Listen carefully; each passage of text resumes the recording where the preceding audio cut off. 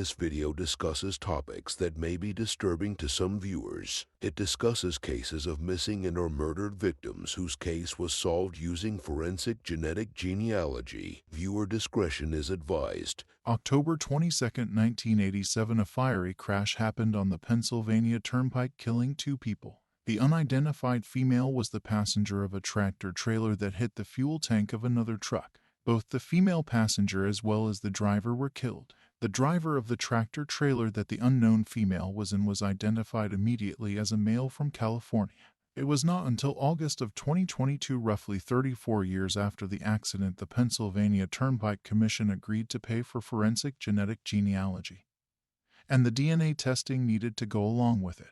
They partnered with Othram Labs, which is a company that specializes in forensic genealogy. Othram Labs' goal was to help establish and identify for the unknown woman if possible, or to at least identify one of her nearest living relative. Using forensic evidence sent to Othram Labs in Texas, forensic scientists were able to use forensic-grade genome sequencing to produce a genealogical profile for the unfound female. Using that profile, the Othram's genealogy team were able to produce a lead as to whom should be contacted as a confirmation tester. The difficulty that Othram Labs faced in this case came from trying to get enough forensic evidence to build the profile needed.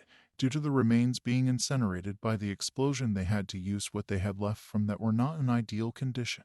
The genealogy search from the profile that Othram Labs was able to produce, the genealogists were able to come up with a close relative. That person was then contacted and asked if they would provide DNA to see if they were indeed close relation to the unknown female. He agreed, and the results were able to confirm that the confirmation tester was the unknown female's brother. The unknown female was then able to get her name back. Her name was Linda Jean McClure of Indiana, Pennsylvania, whose family said they lost communication with her in the late 1980s. She had not been reported missing to law enforcement. Unfortunately, the only photo provided is of her roughly at age 13 years old in 1975. Linda, may you now rest in peace, since her name has been given back to you.